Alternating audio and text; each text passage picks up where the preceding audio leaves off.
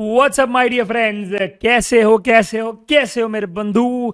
शुरू करते हैं GST MCQs with respect to e way bill. दोस्तों ये सबसे ज्यादा अ, ऐसा बोलेंगे ना कि छोड़ने वाले चैप्टर्स की कैटेगरी में आता है।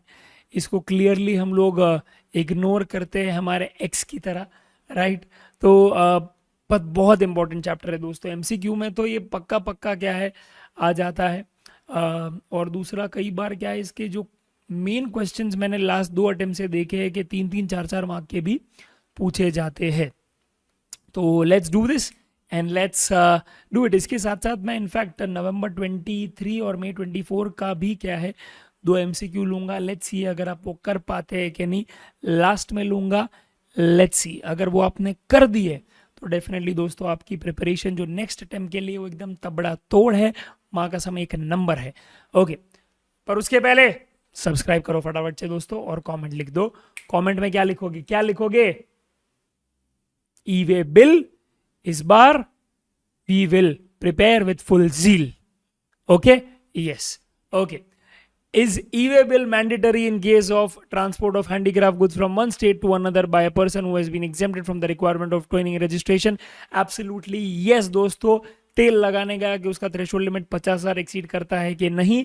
ओके, अगर आप ये हैंडीक्राफ्ट गुड्स क्या है, इंटरस्टेट सप्लाई कर रहे हो जहाँ पे वो सप्लायर ने एग्जेम्पशन लेके रखा है, रजिस्टर नहीं कर रहा है, राइट, तो डेफिनेटली ई वे बिल आपको इशू करना ही पड़ेगा, right. And yes, e-way bill is mandatory even if the value of consignment does not exceed 50,000. C is the option.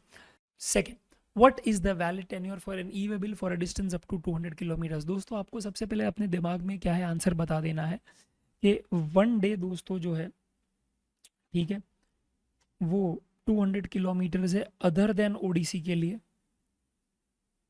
Right. और वही 1 डे दोस्तों 20 किलोमीटर है ओडीसी के लिए, ओवर डायमेंशनल कार्गो के लिए। तो दोस्तों यहाँ पे सिंपल सी बात है, यहाँ पे 200 किलोमीटर्स का डिस्टेंस है, तो यहाँ पे ऑप्शन कौन सा आएगा? सी नहीं, सॉरी, या A, my bad. 1 day in case of other than over dimensional cargo. ठीक है, परफेक्ट है माय डियर फ्रेंड्स, ये चीज़ आप बकायदा याद रखिएगा। ठीक है, done. Which documents are required to send goods from branch office in one state to head office in another state, my dear friends? दोस्तों सिंपल सी बात है, यहाँ पे ए ही आएगा। Okay, tax invoice and e way bill. Because simple सी बात है, टैक्स इनवॉइस इसीलिए बिकॉज आप यहाँ पे सप्लाई कर रहे हैं, डीम सप्लाई कर रहे हैं। रिसीट वाउचर आता है जब रिसिपेंट सप्लायर को एडवांस देता है। पेमेंट वाउचर तब आता है जब रिसिपेंट एक रजिस्टर्ड पर्सन है और वो आरसीएम के तहत टैक्स पे कर रहा है, और जब वो पेमेंट करता है सप्लायर को तब पेमेंट वाउचर इशू होता है। तो बस एक्सप्लेन कर रहा था, याद रखना ये चीज़ को। Next is my dear friends, in which case e way bill can be generated after commencement of movement of goods, right. In which case e way bill can be generated after commencement of movement of goods? दोस्तों इसका answer obviously क्या है बेटा? D. Because जैसे ही क्या है, okay, commence होता है मूवमेंट ऑफ गुड्स, फिर वो रेल हो, एयर हो या शिप हो, कोई भी हो, डजेंट मैटर, या फिर रोड हो अपना, डजेंट मैटर, सबके केस में करना ही पड़ेगा, राइट। अगर आपका थ्रेशोल्ड लिमिट 50,000 से ज़्यादा है तो, okay, of consignment value. E way bill is not required in case of what, right. तो in case of postal baggage नहीं, अल्कोहलिक लिकर नहीं, एम्प्टी कार्गो कंटेनर्स नहीं, तो ऑल ऑफ द अबव ही है आंसर बेटा। Yes. Next is, no person shall be allowed to furnish information in part A of outward movement of goods of registered person who is। तो दोस्तों यहाँ पे याद रखना, ओके, यहाँ पे आपको 2 ऑप्शन दिए, एक है कॉम्पो टैक्स पेयर के रिलेशन में, एक है एक है other than compo tax payer के रिलेशन में। तो कॉम्पो टैक्स पेयर के रिलेशन में आपको पता होगा दोस्तों, 2 कॉन्जिक्यूटिव क्वार्टर्स जो है वहाँ तक अगर आपने क्या है दोस्तों फाइल नहीं किया है अपना, okay, GST CMP 08, that is basically आपने पेमेंट नहीं किया है, राइट। तो क्योंकि जीएसटी का रिटर्न तो आप क्या है कॉम्पो टैक्स पेयर का एनुअली करते हो, GSTR 4, right, 30th April of the next financial year, right. तो यहाँ पे 2 कॉन्जिक्यूटिव क्वार्टर्स बोले हैं, और जो नॉर्मल टैक्स पेयर है यानी अदर देन कॉम्पो वाला, उसका स्पेसिफिकली दोस्तों बोला है, okay. And that is my dear friends very simple, उसका भी ओके जो पीरियड है वो है दोस्तों 2 consecutive tax periods. Are you getting it? Yes, basically 6 महीना ही पकड़ो आप। Are you getting it? Yes. तो इतना ही बोलूँगा माय डियर फ्रेंड्स कि भैया ये जो है 2 कॉन्जिक्यूटिव क्वार्टर्स यानी कि 6 महीना हो गया ये, राइट। और यहाँ पे my dear friends 2 consecutive tax period, तो डिपेंड करता है कि आप QRMP में हो या MRMP में हो। QRMP हो तो 2 क्वार्टर्स आ जाएगा, और MRMP यानी मंथली रिटर्न मंथली पेमेंट, तो फिर सिंपल है आपका 2 कॉन्जिक्यूटिव मंथ्स आ जाएगा। ठीक है, डन। तो आंसर इज 1 and 3 ए आ जाएगा। ठीक है, 7th क्या है? E way bill is required when the supply of goods being transported does not constitute supply as पर schedule 3, is that a valid statement? Okay, तो दोस्तों आज अगर कोई सप्लाई हो रही है एज पर शेड्यूल 3, राइट, तो सिंपल सी बात है, e way bill is not required in this case. तो e way bill is required when, तो it's not a valid statement. Okay, it's absolutely not valid. And yes, schedule 3 वाले जो भी क्या है गुड्स है उसको ट्रांसपोर्ट करने के लिए ई-वे बिल की ज़रूरत नहीं है। Next is my dear friends, which of the following is और is correct with respect to calculation of value of e way bill?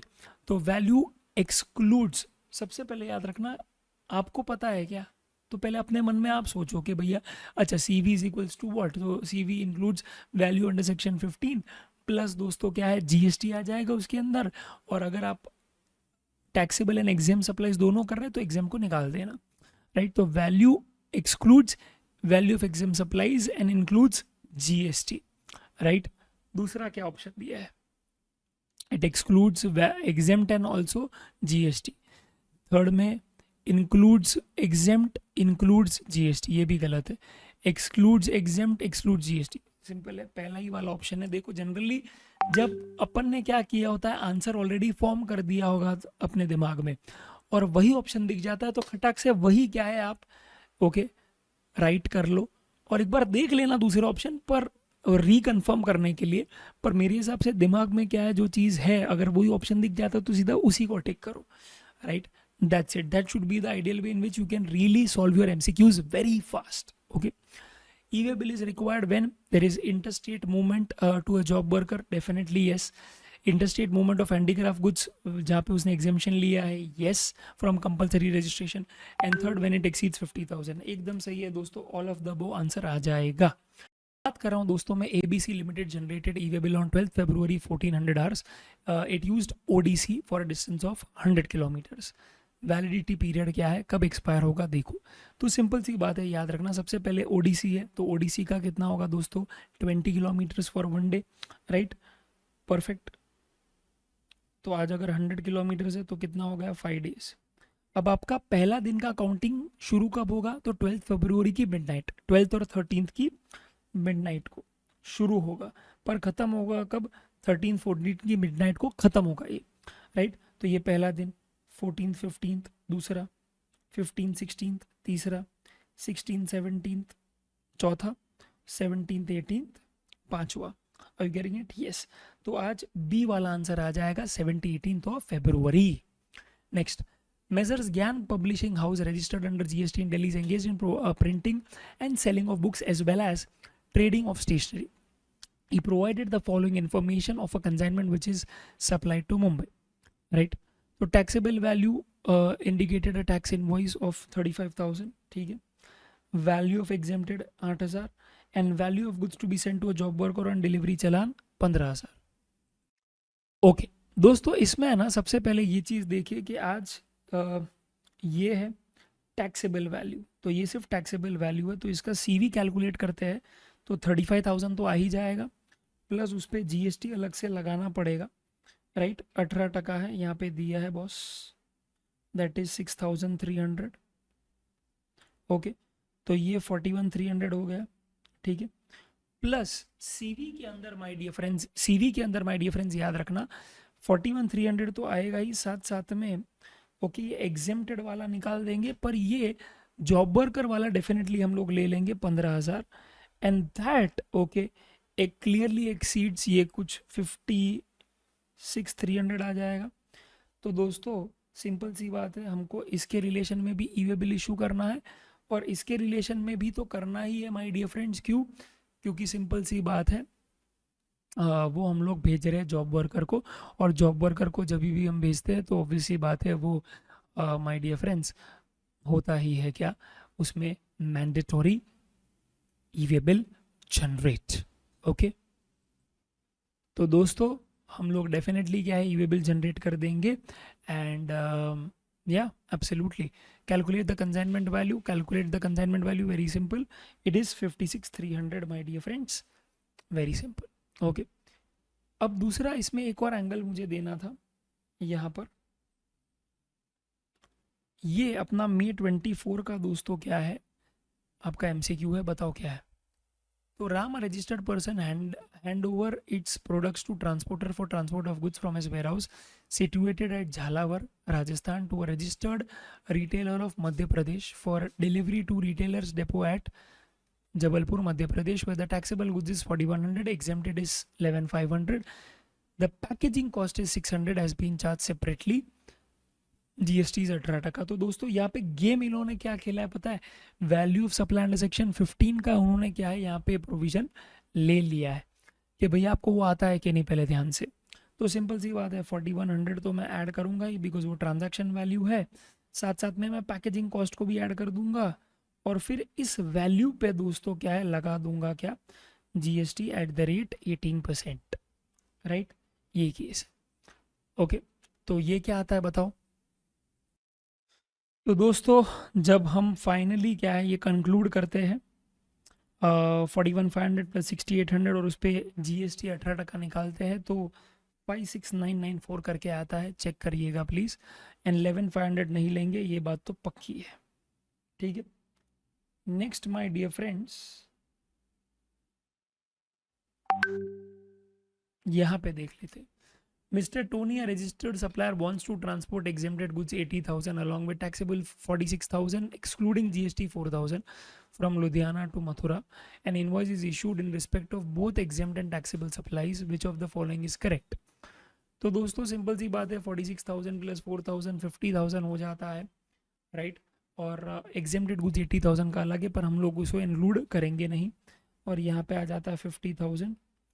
तो यहाँ पे सिंपल सी बात है, clearly the answer is e way bill is not required, because 50,000 तक का ही दोस्तों कंसाइनमेंट है। Is that very clear my dear friends? Yes sir, ठीक है। तो ये भी एक ट्रिकी वाला था थोड़ा बहुत, तो आई होप आपको क्या है समझ में आ गई है बातें, एंड आई होप आप समझ गए कि इशारा किस बात की तरफ है।